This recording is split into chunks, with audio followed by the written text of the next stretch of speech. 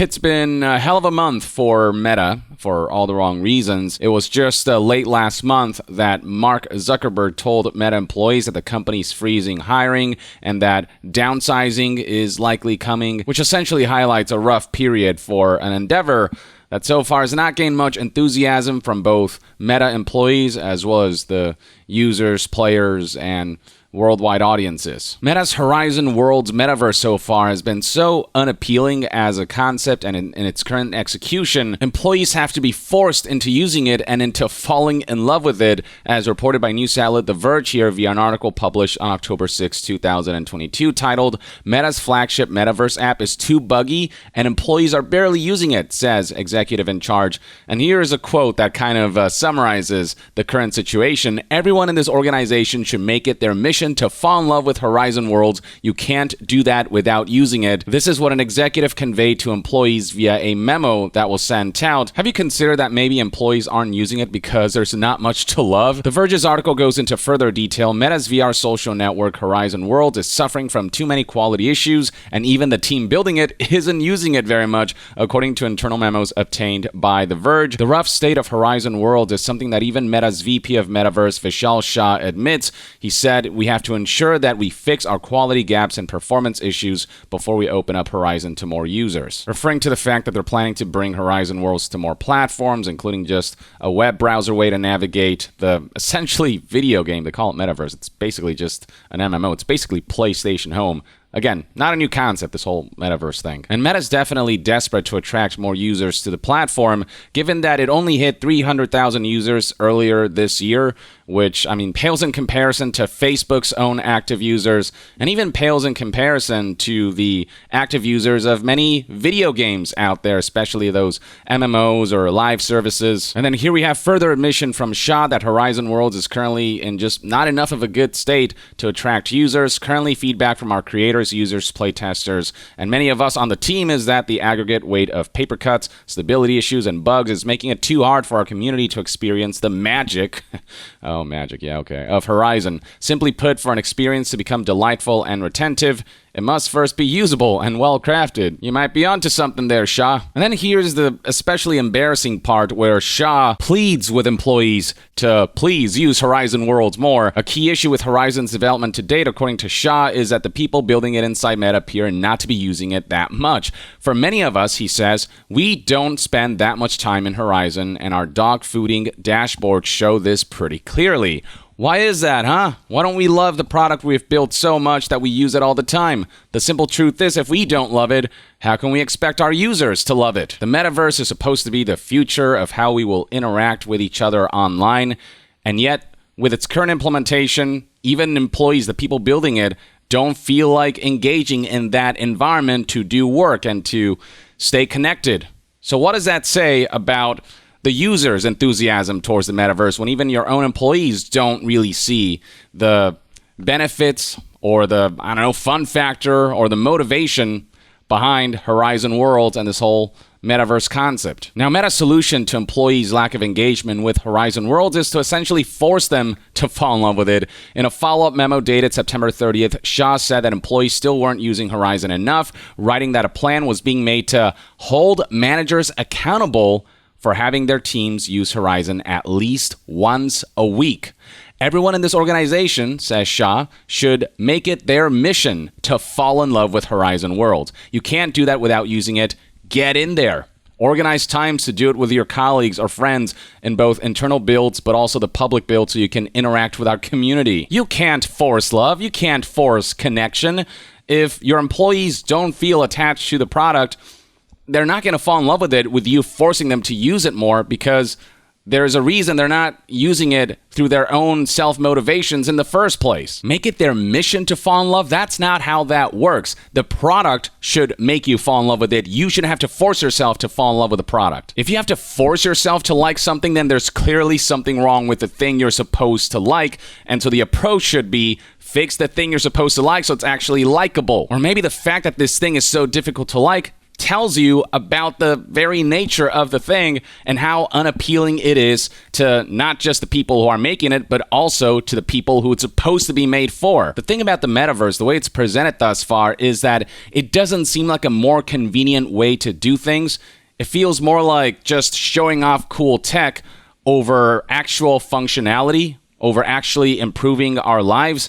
Not only does it make it less convenient to do simple things that you can just do with a few simple clicks on your computer or a few taps with your thumb on your smartphone, the whole notion of trying to replicate many aspects of real life in this virtual world so that we live out more of our lives virtually, an environment that a corporation has control over, that just does not sound appealing to me in any way, shape, or form, especially given the privacy concerns surrounding how Facebook has operated and how Meta's various divisions have operated and the way they've exploited user data. Which is a great segue to the sponsor of today's video, Private Internet Access, a company that is dedicated to internet privacy. It's a well-known fact that internet service providers and associated entities keep track of your internet activity and online private information, data that companies can use and exploit to profit off of you, which is why virtual private networks or VPNs like Private Internet Access exist. It protects you by masking your IP address, encrypting your private information, and routing your online activity through a private server.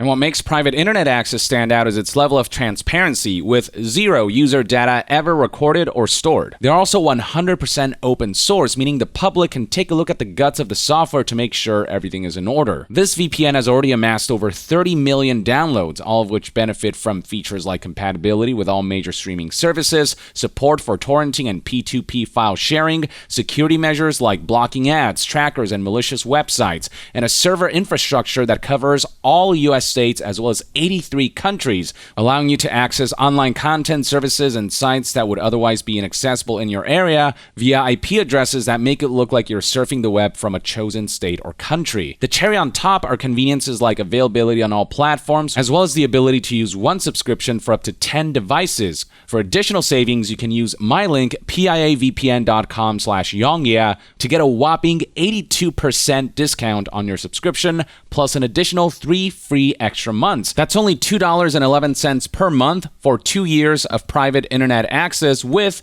a 30-day money-back guarantee.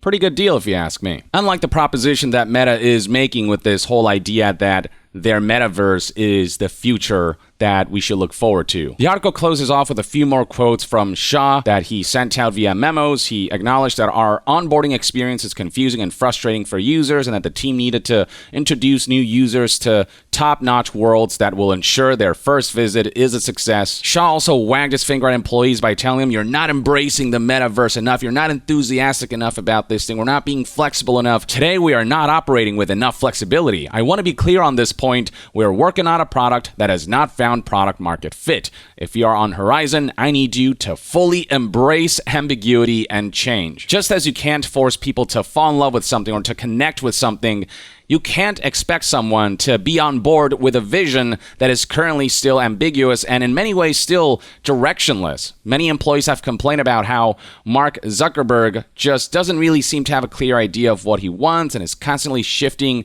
the direction and vision of the whole metaverse endeavor. And it's been frustrating because employees, when they don't have an idea for what the long-term goals are for this thing or what the long-term advantages and prospects are, it's hard for them to feel motivated about working on something that they feel isn't really going anywhere. But Meta insists through their spokespeople that they're confident that the metaverse is the future of computing and that it should be built around people. The thing is, the vision they've offered us just does not sound appealing, and employees seem to agree based on how little they're using the current edition of Metaverse that Facebook has in place, and based on the fact that they don't seem all that enthusiastic about what this future could look like. And it's not just people who are making Horizon worlds who are not getting it even after using it and who don't feel motivated to use it. Same thing goes for users, as recent data conveyed. Here is an article from Business Insider whose headline reads, "Most Metaverse users don't even make it a month." The Wall Street Journal reports. This is an article published on October 15th, 2022. The bullet points read, internal documents show Meta's Horizon Worlds platform is struggling to retain users. Those who can't afford the $400 price tag report the Metaverse has glitchy features and empty worlds. Most Metaverse users don't return to the Horizon Worlds platform after the first month. Scrolling down the article, you'll find further data that further conveys the sad state of affairs of Horizon Worlds. Only 9% of worlds built by users in Horizon Worlds are ever visited by at least 50 people. Also, if this report is anything to go by, that 300,000 figures were given in terms of active users, that might have actually diminished since then. Internal documents show Meta has fallen far short of its goals for regular monthly users. The company initially had set a goal of 500,000 monthly users by the end of 2022, but has changed that figure to 280,000. The documents show the platform has less than 200,000 current users. Most users generally don't return to the app after the first month, while more than half of Quest 2 headsets are out of use within 6 months. It's not just the software that stops getting used after a short while. The hardware itself, the VR headset that enables you to get immersed in the metaverse, that stops being used by more than half of the people who buy Quest 2 headsets, which highlights not only that Horizon Worlds and this whole metaverse concept isn't compelling enough for people to put on a VR headset every day and stick around for years. It also goes to show that the current software surrounding VR as a whole is just not in a good enough place right now to keep people drawn in for the long term. The current slate of software still very much feels tech demo-y, save for a few exceptions. Like Half-Life Alyx, I'd say that feels like a full-fledged video game that really demonstrates what the future holds for VR. But those kinds of software, those kinds of games and experiences are few and far between. It should go without saying that Meta investors are pretty concerned about how all of this is developing in light of the low user retention, feature glitches, and high cost of access. Insider previously reported some investors have raised questions about Meta's $15 billion investment in Reality Labs, the business segment responsible for the metaverse. Now, news outlet Kotaku did reach out to Meta asking if they can confirm or deny the contents of the memos that news outlet The Verge made public, but they refused to comment on that. Instead, they insisted that we're confident the metaverse is the future of computing, yada, yada, yada. But beyond sort of the more ground floor employees not taking advantage of Horizon Worlds and the metaverse to, engage in workplace activities, executives within the companies are also sort of fighting about the direction of the company and its metaverse endeavors. John Carmack, id Software co-founder and current consulting CTO at Reality Labs, formerly Oculus, has objected to Mr. Zuckerberg's approach to the metaverse. That's a direct quote from Carmack relayed via the following podcast featured on YouTube channel Lex Fridman. And this is the timestamp for those who want to check it out, 3:39:04. But basically, he not only disagreed with the way Zuckerberg was approaching the metaverse, but he also said that the amount of money lost last year on metaverse projects, $10 billion, made him sick to my stomach. Carmack has been butting heads with Meta's CTO, or Chief Technology Officer, Andrew Bosworth, because Carmack wants the company to focus on the user experience, which absolutely should be the focus if you want to attract, users, but Bosworth wants to focus on business opportunities, typical corpo short-sightedness. Much like MMOs and live services, the metaverse can only thrive if there is a healthy user base that is constantly engaging with the platform. If you can establish that, then the business opportunities will come. But if you focus on business opportunities first before making something that users will enjoy using and are able to use without technical issues, then that's just all ass backwards. At around the same time, the New York Times released their own article detailing skepticism,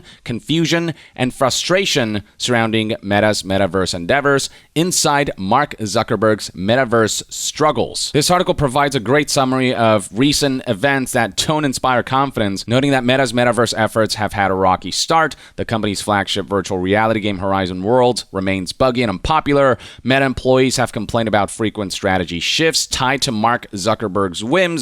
Meta executives have butted heads. Companies struggle to reshape the business was described in interviews with more than a dozen current and former Meta employees and internal communications obtained by the New York Times. So the fact that employees are speaking out so frequently to so many different prominent major media outlets says something that there's definitely strife within the company and there's a lack of confidence within the company. The company's stock price has tumbled nearly 60% in the past year. And as far as the user base is concerned, Meta said in February that its Horizon Worlds metaverse is currently sitting at roughly 300,000 monthly active users, minuscule compared to Facebook's 2.9 billion monthly active users. And if recent reports are to be believed, the number of monthly active users has not been growing steadily, but rather it's seemingly been declining. Documents show the platform has less than 200,000 current users. Now, Meta spokespeople insist that this is a marathon, not a sprint. Being a cynic about new and innovative technology is easy. Actually building it is a lot harder. But that's what we're doing because we believe the metaverse is the future of computing. As someone who loves technology, I am someone who's very forward-looking about that stuff and generally tends to be open-minded about new technologies that are introduced and potential implementations that could happen down the line. For example, I was super against Stadia's business model, but I'm not against cloud computing and its potential implementation as a companion to local hardware gaming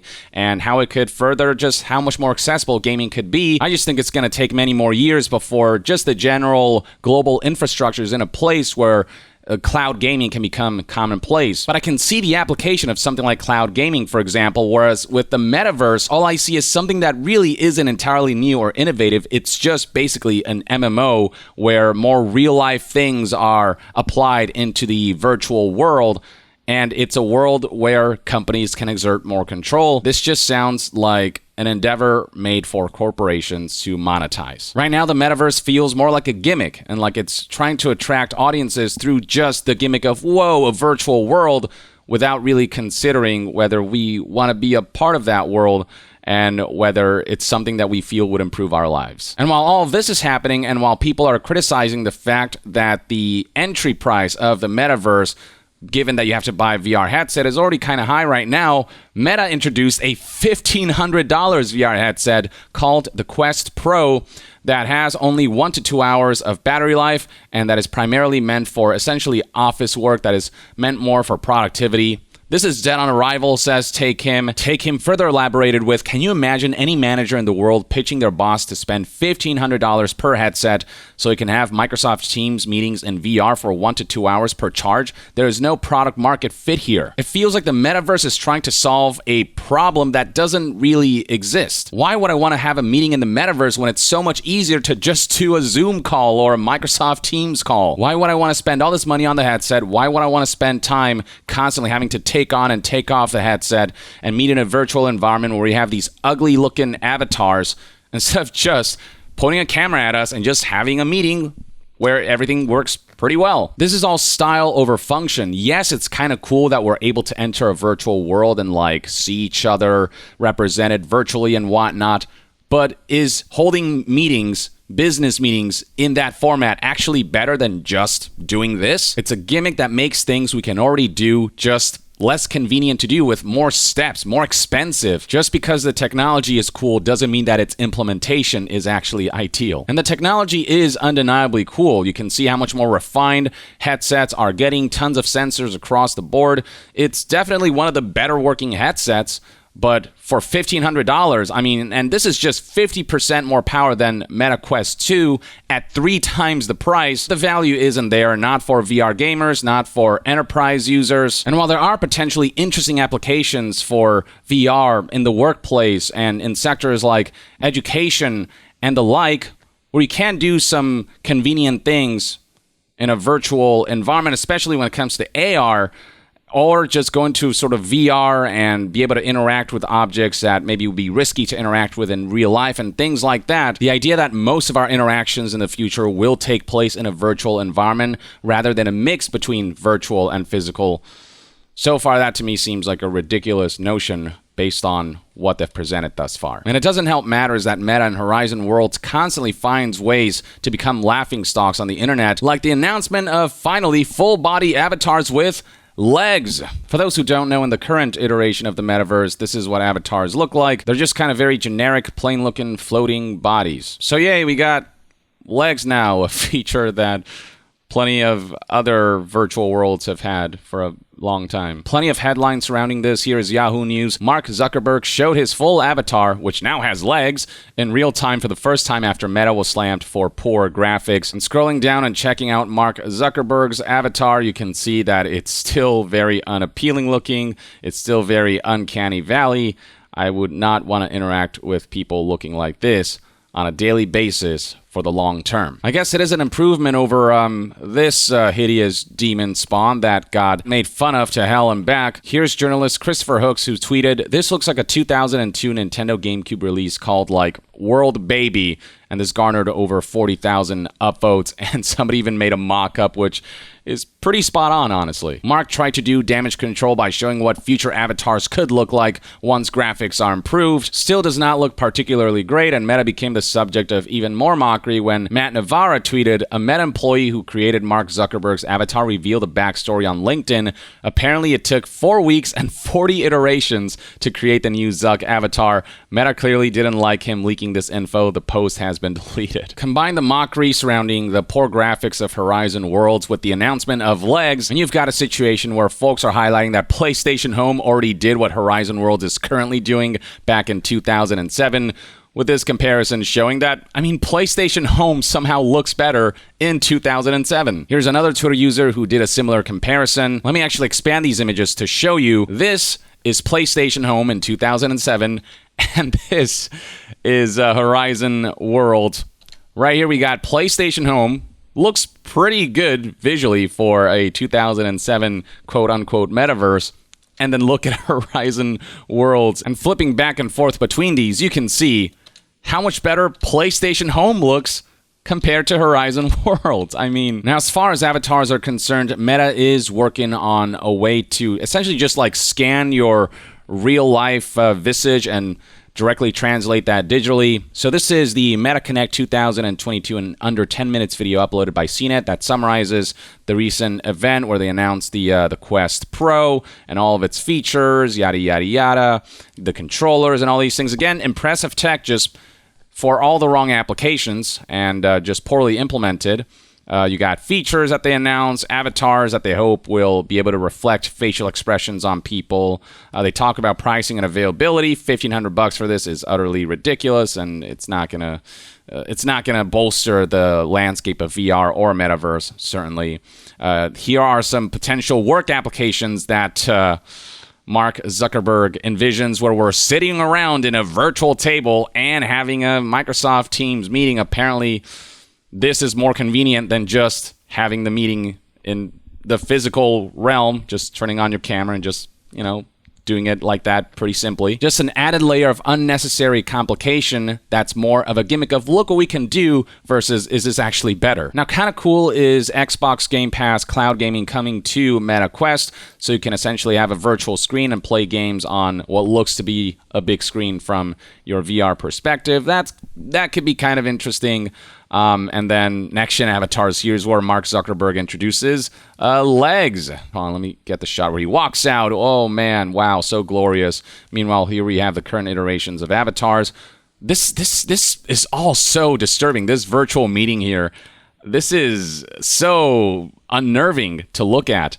This makes me uncomfortable to contemplate that this is where the future's headed. Come on. And even at these higher graphics fidelity, these avatars look so disturbing and like they're staring into your soul in the hopes of extracting it from your body and consuming it with no mercy. This looks...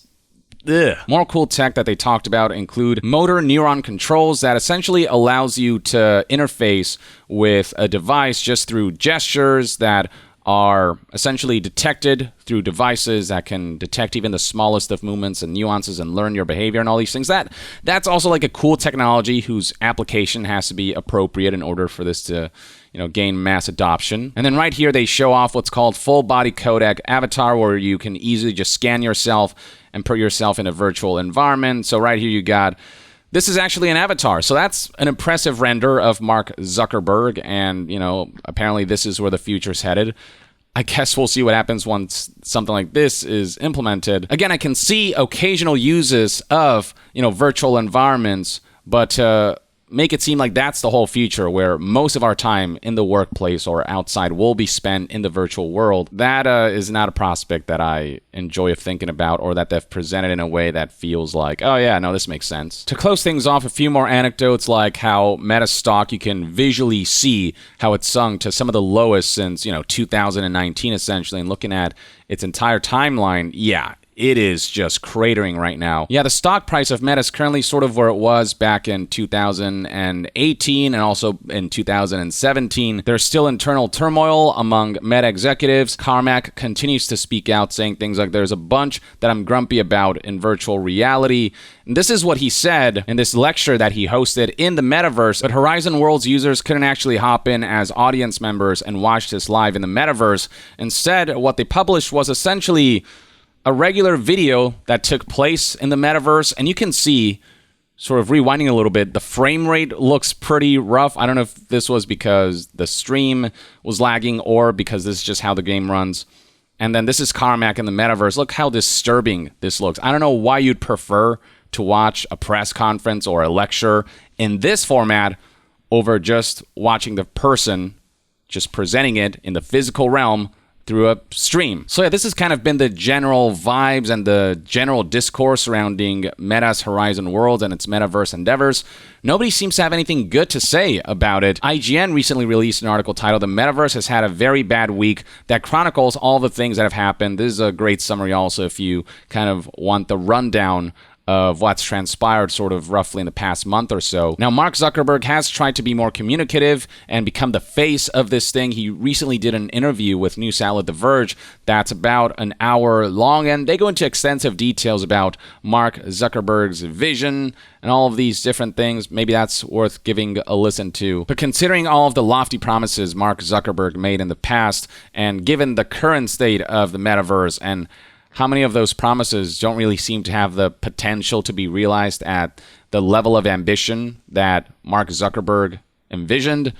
You know, I don't know. I just don't tend to really care much for what he has to say because obviously he's going to want to tout the whole Metaverse thing for the sake of his endeavors succeeding. For right now, the Metaverse is being perceived as nothing but a laughing stock, just a huge waste of time, money, manpower, and resources, and something that doesn't seem anywhere close to being the future status quo of how we will interact digitally. But that's just one man's take. Let me know in the comments below what your thoughts and opinions are on the current state of Meta, Horizon World, and how you foresee the future of Metaverse playing out. Is it something that you think one day will gain traction and be able to realize a vision that makes sense? Or do you think that it's a dead-on-arrival concept? Share your thoughts in the comments below, and to be further updated on all things gaming news, reviews, and discussions, stay tuned right here on Yong Yeah. I'll see you guys next time. Yong out.